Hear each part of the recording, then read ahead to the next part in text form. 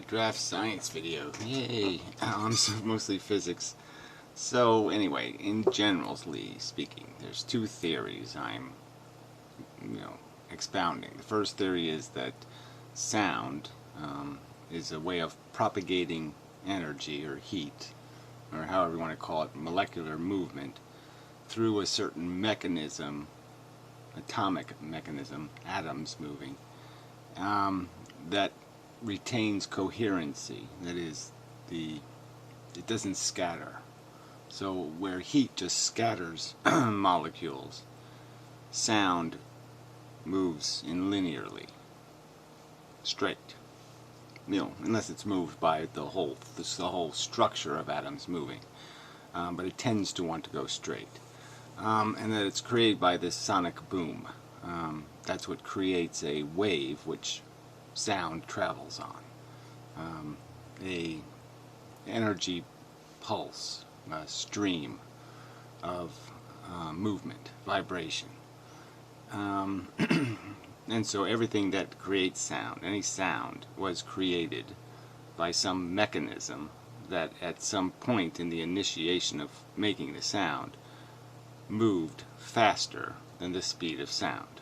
So sound can only be initiated by some material force moving faster than the speed of sound. An atom has to go faster than the speed of sound to create a sound propagation.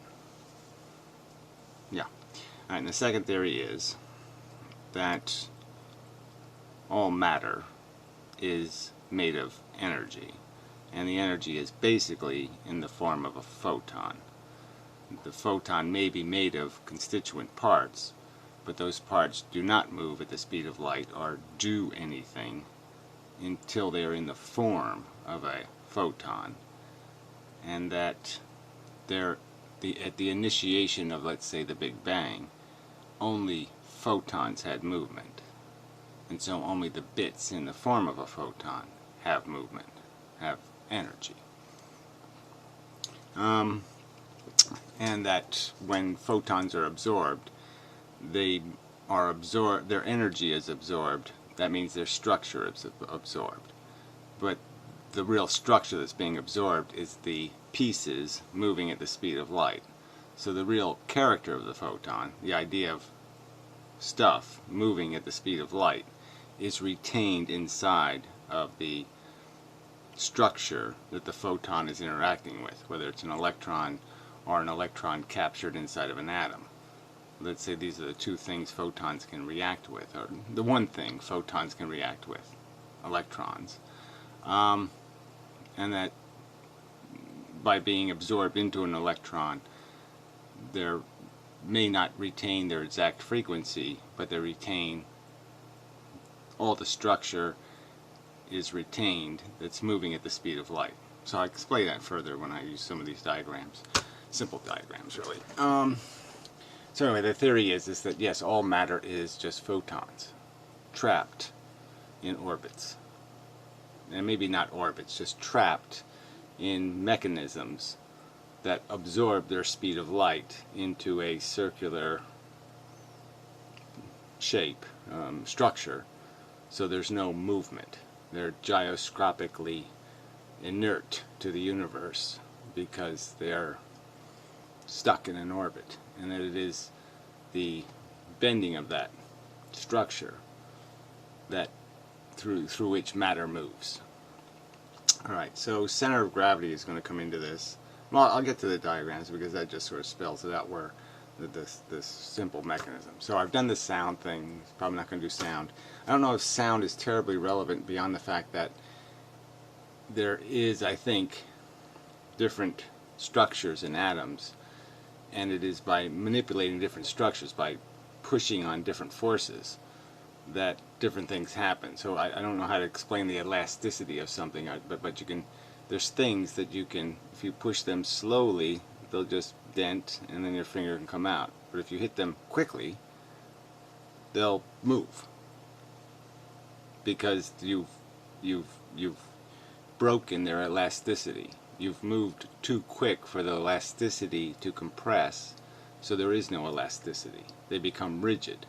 because the elasticity needs more time to stretch, and you're not giving it that time. And that atoms have the same physical structure, that they need time to be poked. And if you poke them quickly enough, they don't have time to absorb the poking, the vibration, and instead will be propelled by the vibration. Yeah. Okay. So elasticity is an important word here. Vibration is a really important word. So I got to write these down just to keep reminding myself that these are words I have to use in when I write this up.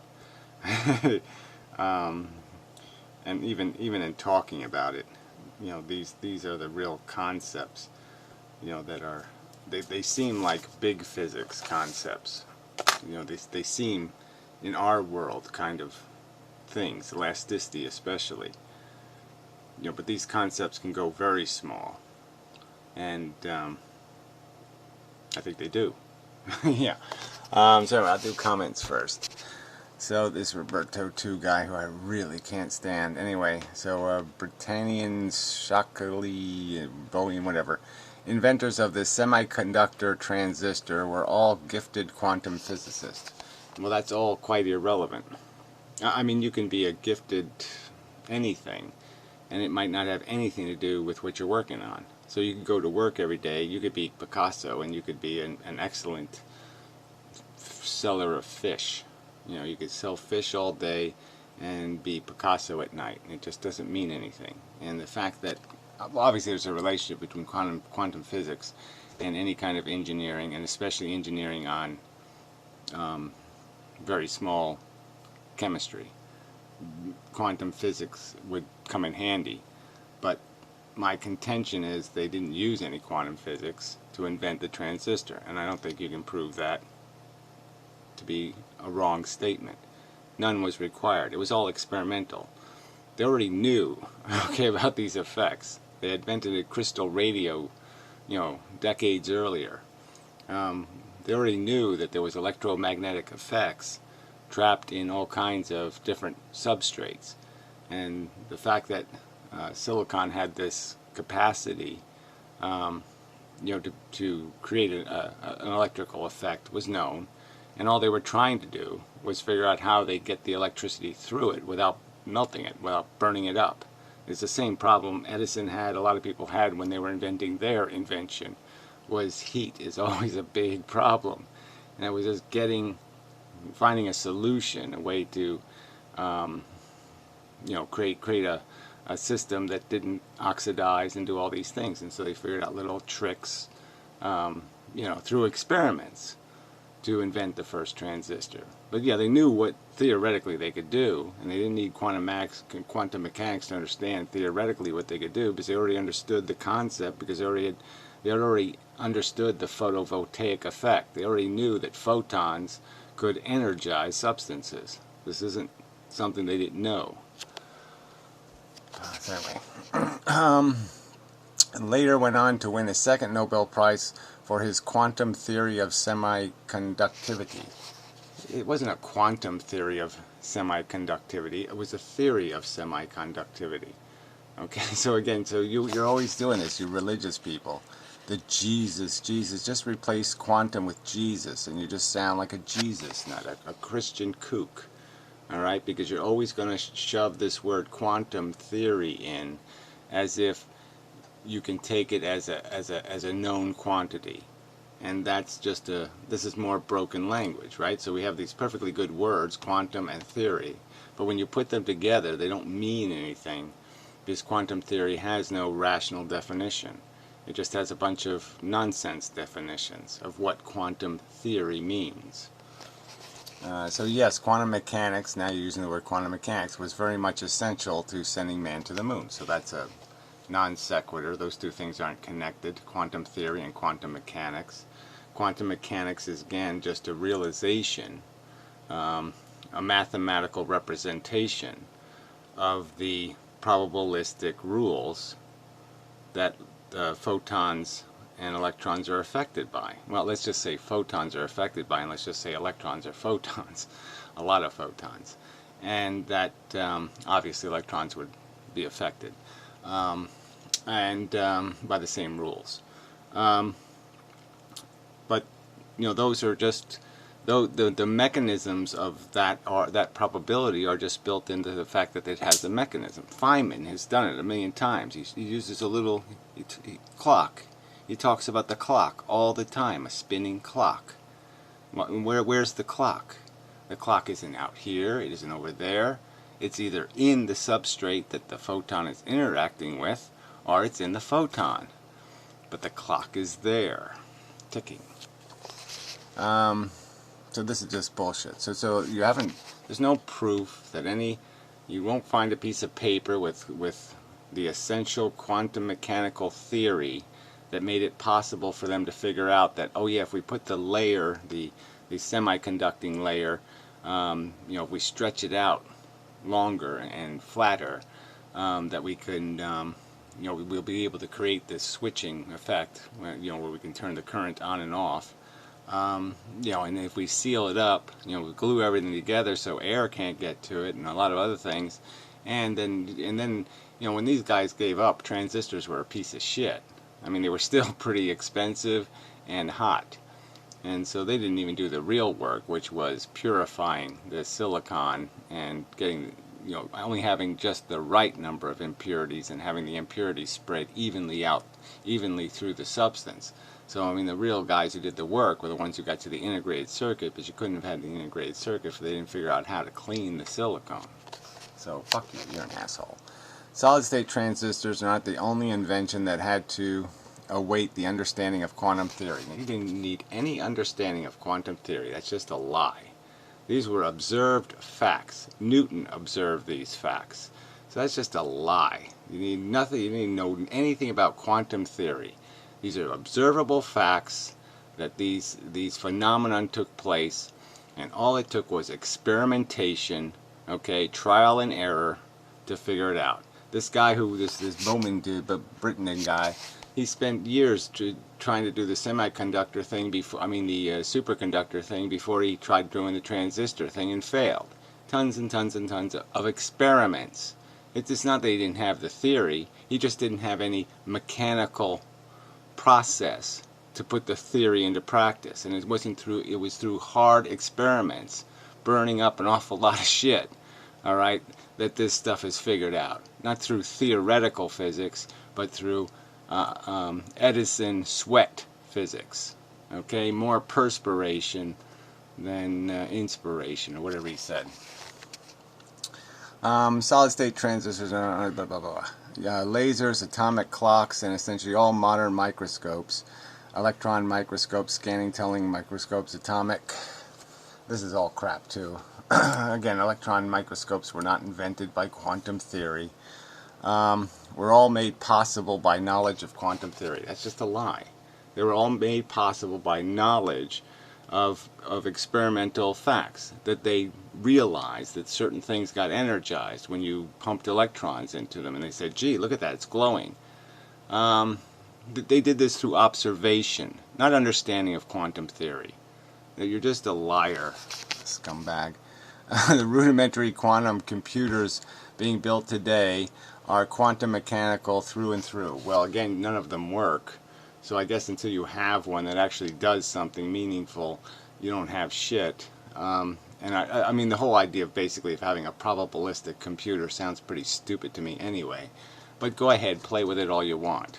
But I don't think it's going to happen. What I think is going to happen is that they're going to have double, triple, quadruple, quadruple density CPUs piled on top of it. You won't have a 3-core, a 4-core, or 8-core. You'll have a gigacore processor, and that'll do more supercomputing than your quantum computer. So good luck with that. All right. So anyway, God, what an obnoxious asshole. I mean, he just says things like this is the fact, and nobody can touch this fact. I mean, it really is just like the Bible says so. Who says so? And like I said, and for you to bastardize the factual history. Like it doesn't say anything quantum on any of those Nobel Prizes, shithead. They got those Nobel Prizes for practical things. Transistor, for the practical end product.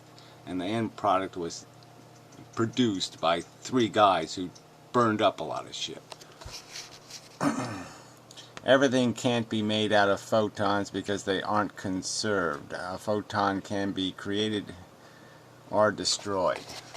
Well, I don't think it can be created. I don't think the idea, the energy, which is movement, the moving particle is energy. And the moving particle is retained by either the electron that absorbs it or, well, that's pretty much it. Again, I would argue that the nuclear artifacts of an atom are some sort of estranged electrons. That's what they're made out of. And those are also made out of photons. So I'm arguing that the photon is absorbed by an electron, and it is not recreated, but a new form of it is emitted at a different frequency. The photon is translated into a photon of another frequency, and that's what's happening. Is that the pieces? Well, I'll get to the diagram eventually. So photons, I don't believe they can be created and destroyed. They are right now. The stuff moving at the speed of light is the same amount of stuff that was moving at the speed of light at the Big Bang. All of that stuff still exists. It's the same stuff. Anyway, it's not converted in some other kind of stuff. It is still stuff moving at the speed of light. That's all there is. There's little teeny shit moving at the speed of light.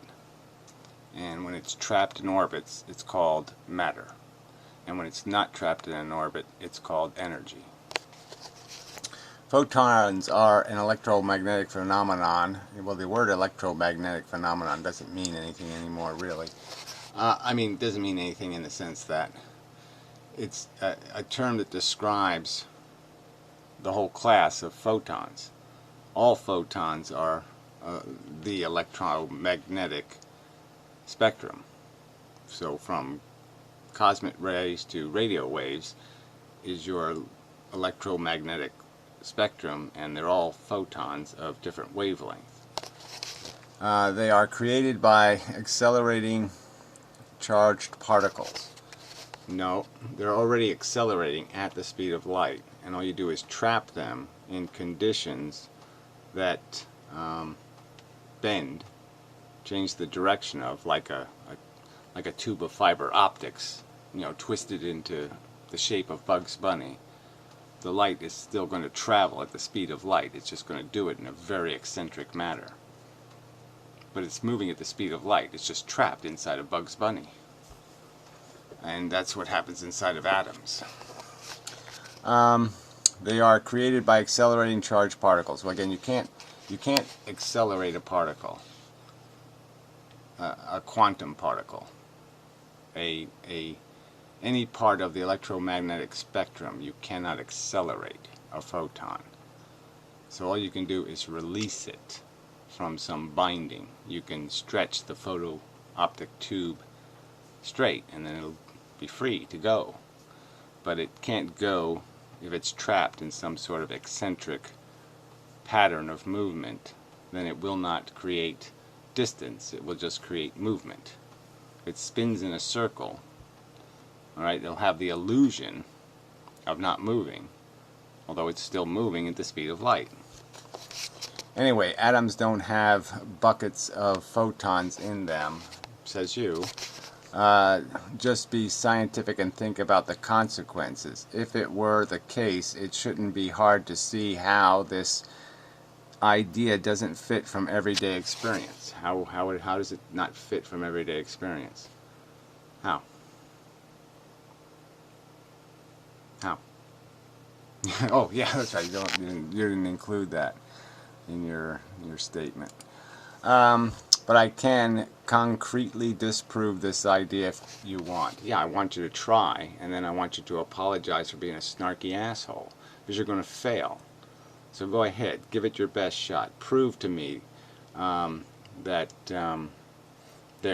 that all the pieces of photons, let's say there's 3 pieces to a photon, are not constantly changing where they are. Just like atoms, just like I could have atoms on me right now that are, billions of years old. They could be, this stuff right on my finger here could have been the butt of a Tyrannosaurus. Well, I'm going to argue that all the photon bits, okay, the photon bits that I'm made out of, have likewise a history. And their history has always been moving at the speed of light and nothing else. Anyway, also, how do you explain other forces? Well, what you want me to do it in 5 minutes? Is that it? Yeah, I think all the forces aren't forces. There is no such thing as a force.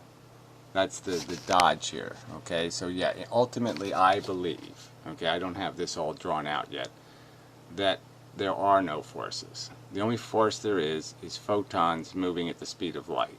There is no other force. Okay, there's no other actor. There's just arrangements of photons that create mechanical tools that lock photons into patterns. So, just like you would argue, there's how to put this? There's chemistry that can have a shape to it. Molecules can have a shape, and that shape makes them into something that'll lock into another molecule. So there can always be like keys where you can lock pieces that, like a puzzle. You can lock the molecules together because of their shape alone. I'm arguing that the physics is likewise shaped, that the pieces are capable of being constructed into complex shapes, and those complex shapes become vessels that can capture photons. Also, how do you explain other forces? The energy from the force acting against you when you try to lift a weight cannot be explained by photons. Okay, so you're saying there's a force acting upon me. What my theory is going to basically argue is that when there are initiations of what we call force, they are not happening on the exterior world. It isn't forcing me to do anything. My own matter has changed, and my matter is moving me. So if I'm in space and somebody pushes me through space, and I have now attained a velocity, and I keep maintaining that velocity with no new initiation of force, I just keep going. Okay, even though nothing's acting on me anymore, I can be a bazillion miles from anything acting on me, and I'm still moving. And why am I doing that? It's not because something external has acting on me. It's because something internal has obliging me to keep going in that direction. Something internal in the matter inside of me has now changed me. I've been changed by my interaction with the accelerator. And through that interaction, the shape of me inside has been changed. My center of gravity has been altered, and now it seeks movement. It seeks to be further along. It keeps circling one circle further. It keeps biting off another hunk of distance. With every Planck constant of time, I keep migrating in a direction, and I'm not doing it because anything external is acting on me anymore. It's happening inside of me, and that's my argument. It's because the net effect of my internal balance has set up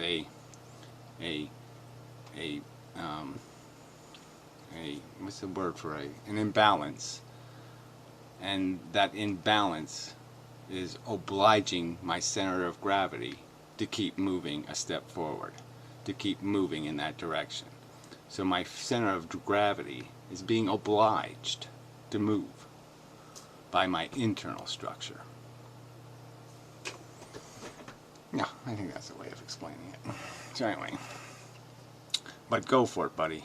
I'll have to somehow, I guess, link this. Well, I'll link the video to you. I'll post it as a reply.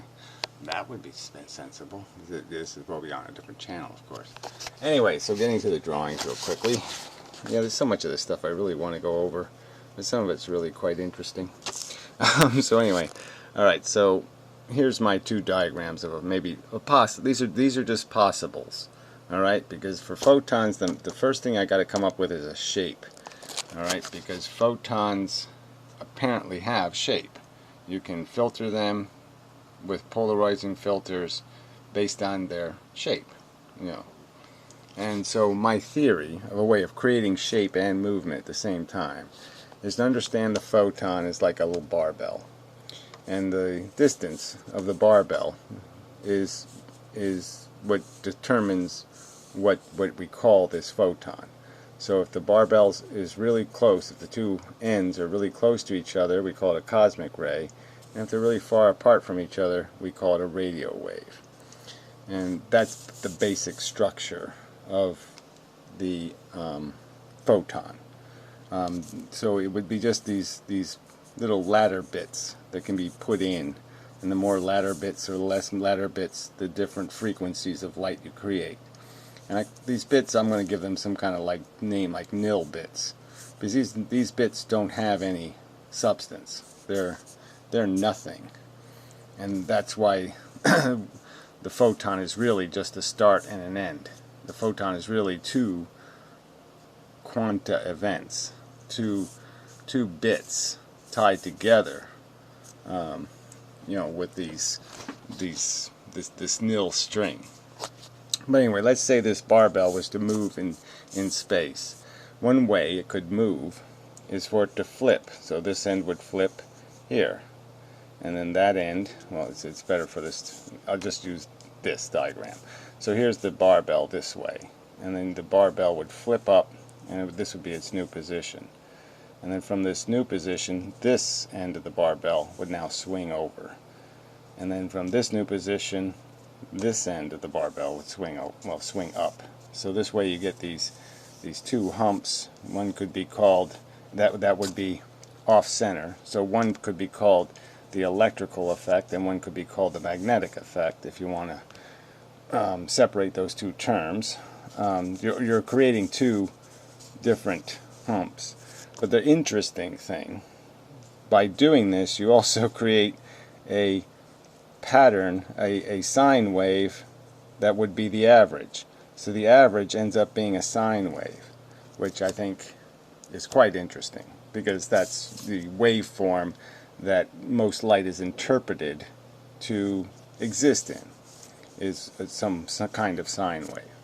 So I mean, it does create the wave average, and the average would be through interaction. You would expect to another really interesting word I have to write down is dampen.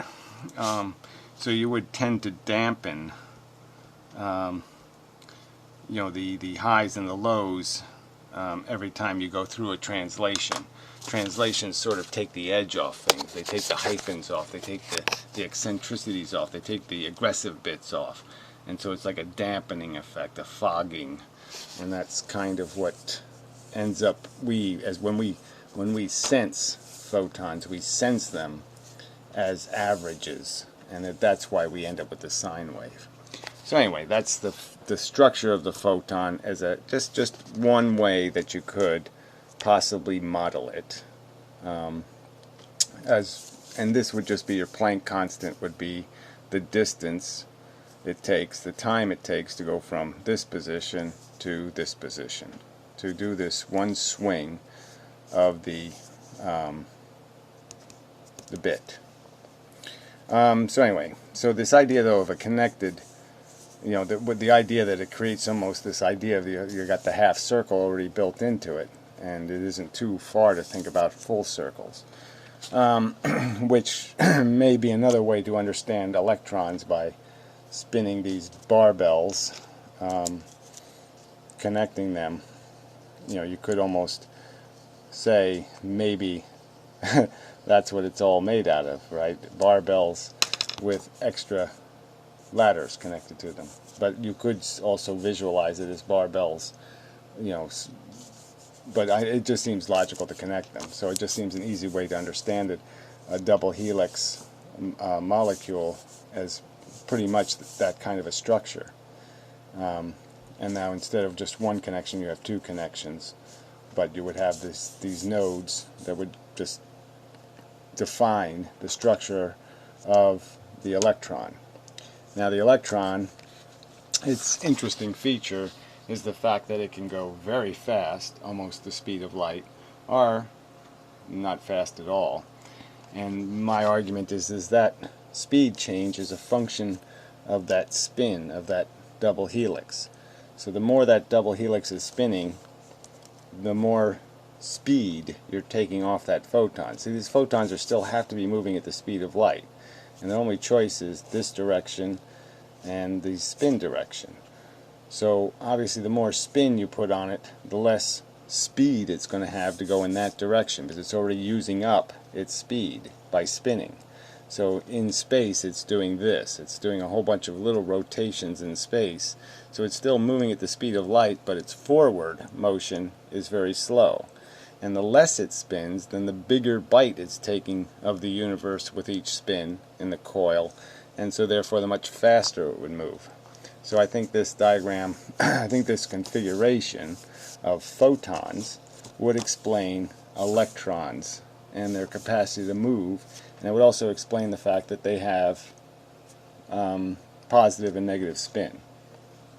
So anyway, I think it does. It works for the basic mechanics of the behavior of electrons. It's consistent with the simplest 10 bullet points you would write about electrons. This is going to work for those 10. Now maybe it's not going to work for the bottom 70 that I have to go through, and obviously there's going to be things where somebody says that's not going to work because, and then I could have to figure out, well, you make one tiny change to it and all of a sudden it will work. So obviously it's going to take time to conform this model to every observed or theoretical fact. But I'm just saying, generally speaking, it takes care of the most obvious feature of electrons, which is differential speed. Alright, now for electrons and atoms, my contention is they're trapped in these orbits. They appear to be orbits. And that these orbits have a locking mechanism, which would be they don't close all the way. And so when they spin in the direction of that opening, they could quite easily lock themselves onto some other string, looping string of photons that is in the atmosphere. So if they hit each other the right way, the spin wraps in, it hooks into the other electron and creates a bond that is theoretically going to require you to break these bonds to break these two electrons apart. And that would account for the, I guess it's the weak nuclear force, or the strong, well, whatever. It accounts for one of the nuclear forces. Now, as I pointed out before, I think center of gravity is an important feature here, and vibration. So atoms are vibrating, and you know, right now, you know, we don't see it because our eyes only see certain visible light. I mean, right now I'm radiating infrared light. There's a bunch of infrared light leaving me. Now I'm also vibrating a bunch of atoms in the atmosphere around me, and that's creating a kind of a heat signature. And those atoms, by me moving them, by me vibrating them with my heat, my atoms are moving. It moves the atoms in the atmosphere near me, and those atoms, the ones in the atmosphere, are actually glowing also. So around me right now there's this, you know, massive amount of infrared photons. They're traveling to this camera, and because the camera has a filter in it, it has a little piece of plastic over the lens to filter out the infrared, because it isn't a focusable, it isn't a useful light source for seeing me, because in front of me is all this atmosphere that's, you know, generating a whole bunch of light. So you wouldn't be able to see me very clearly in infrared, or as clearly as you can in this visible light. So that's why cameras don't use infrared, is because it tends to be just glowy blobs moving around instead of detailed blobs. Because the atmosphere around me is also radiating infrared light. So when these atoms rub up against each other, when they're forced to move, they're releasing photons. So photons, these electrons are locked on an atom, and they're doing this helix thing, and these little things are flying off. Things are getting broken off of it all the time. They're reabsorbing them and throwing them off all over the place, and some of them get thrown off in such a way as they don't get reabsorbed and they leave. They depart. But obviously my body's creating new ones, so the matter in front of me stays neutral, even though it's generating a bunch of infrared light. It stays neutral because my body's producing more infrared light into it. It's giving it more energy to create more, to rebuild what it gave away, to replenish itself. So anyway, so the idea of these electrons being locked, the locking mechanism would have to be something, some idea of a rigid substance and a bendable photon. So you have the electron, and then you have something that doesn't bend, that forces the orbital effect. So you can just think of this thing wanting to go straight, and it's not allowed to go straight because it's been bent, by its connection. In a circle it's probably more obvious if you had some center, or you had some way of connecting the midpoint to the end point. So if you had some connection that came off of an electron here and it looped over to some other portion of the electron, and then that somehow was forced to become rigid, it would force the bend in the electron, and you'd end up with something like this, this circular idea, and it would just be trapped on that center of gravity. That would be its center of gravity. And all of this stuff, well, all the atoms would end up with a center of gravity. All matter that is connected to each other in some way, it ends up being part of the same gravitational field. So, but the point I would make is now I can change where this center of gravity is by lengthening or shortening this line. So the length of this line, this radius, will allow this electron that's spinning to bite off more of the universe, so to speak, and end up moving its center of gravity. So if this center of gravity moves, it would move the peak point of the electron, and now it will bite off a bigger piece of the universe. This arrow is open, and if I move this arrow out a little bit, I'll either drag the center of gravity with it, and vice versa. If the center of gravity changes, it will move this out further, and that's essentially a biting off more distance. So it's to maintain its rule that this has to travel the speed of light. The only way it can compensate is by biting off more space. If you change that center of gravity, you change the length of that line, or whatever. But you get the idea that maybe what's really happening in terms of movement is just movement of a center of gravity. And that's what happens in the space example, is that it's only your center of gravity is moving. That's the part that has to be affected. If I'm standing in space and you push my head, you won't move me, because you're not going to be pushing on my center of gravity. So you'll just cause me to spin. And so I think that's another really critical part of this whole thing, is the tendency of see this, I drew it as gravity. So this would be gravity, this would be time 1, and this is time 1, and this is energy, I suppose, or electricity maybe. So as electricity travels through a conductor, it's changing the center of gravity of the conductor. By moving electrons this way, it's moving more photons to this end. This conductor, in a sense, would want to start moving in that direction because its center of gravity would be changing. But there's obviously some balancing force in the sense that new electrons are coming in the back end to balance the center of gravity, so the center of gravity shifts back. So it's just vibrating based on these electrons coming in, and as long as they keep coming in and going out, it'll maintain where it is. But if you stop them coming in, you will create a tendency to push it. You'll push the conductor with the energy rather than the energy flowing through it. And the same thing you could argue is the spin of a galaxy or something. If I push on a galaxy, I have to push on its center to move it in space. If I push on the outside of the, if I'm a photon or I'm a missile or a bullet, and I shoot into the galaxy, if I go into certain parts of the galaxy, all I'll end up doing is changing the spin of the galaxy. I won't be changing the movement of the galaxy in space. And it's only if the bullet goes through the center of gravity, if it's heading, at least it's heading through the center of gravity, can I possibly affect the movement of the galaxy in space. So what you're essentially doing, if I push here this way, if I push here, I'll just cause spin, more spin. But if I shoot here, I'll change this orbit. I'll move this orbit in, which will push the center of gravity in, which will push this out, so the whole thing ends up moving in space. And I've changed its configuration.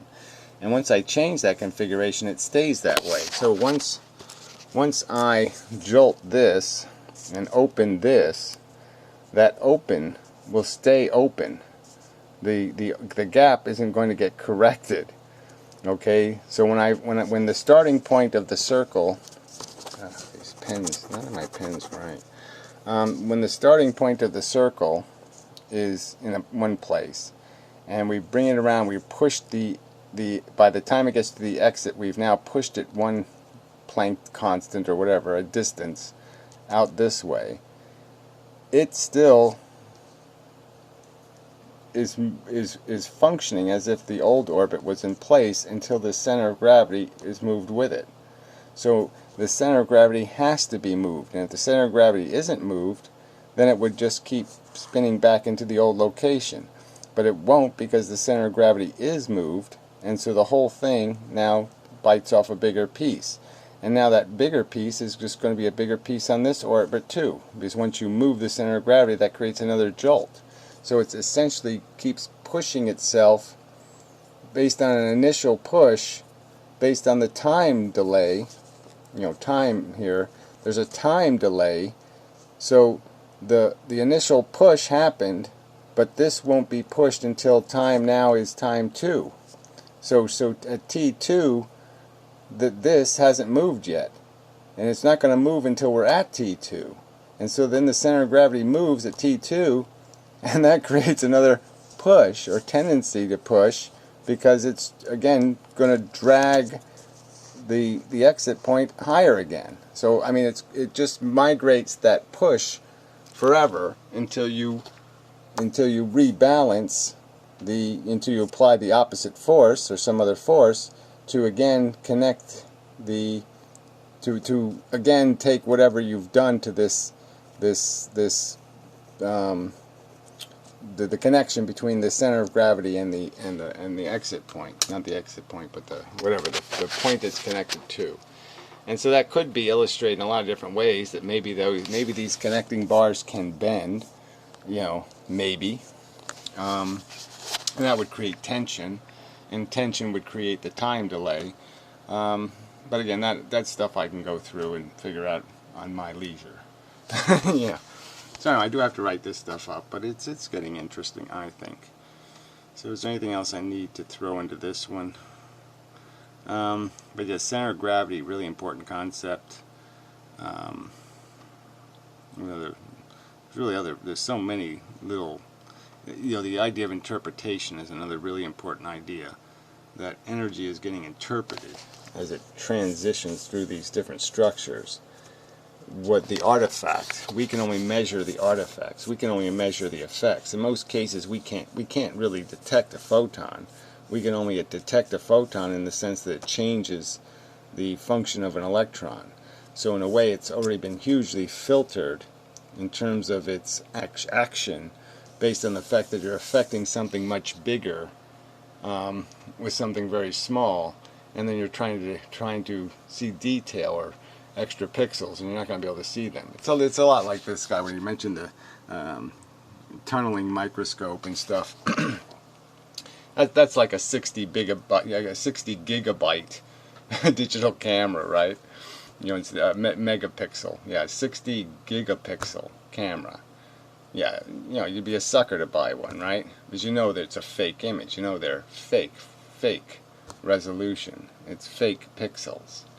And the tunneling microscope is basically just a nice toy, but it's just inventing an image that's friendly to our perception based on the requirements of the rules of dice play, so to speak. So the fact that the photons will inevitably do certain things within a certain amount of time afford us the capacity to create a synthetic version of the reality. But it's still a synthetic. You're not seeing the actual reality. You're seeing a projection of the reality as it must inevitably be something very much like. But it's not the reality. Anyway, that's a whole other. So many of these things. I'm just amazed that rational thinkers are, you know, better than religious kooks. Just disappointing, right? I think so. Anyway, well, I mean, it's just the aggression of it, just the idea that they are so certain, and I don't think there's enough evidence for that certainty, and do not attempt to model what they theorize the truth to be. Seems insane. You know, model in some sort of realistic way. A Feynman diagram is not a realistic model. You have to do a little better than that. So anyway, yeah, that's probably enough. So till next time. So comments, you know, they are appreciated, but I know they're just going to end up being snarky and irritating. And but if you have some, you know, some sort of, yeah, oh, I have a glaring truth to overcome this with, well, go ahead and give it a shot. But if it's too slit experiment or something, you're going to piss me off. So anyway, till next time.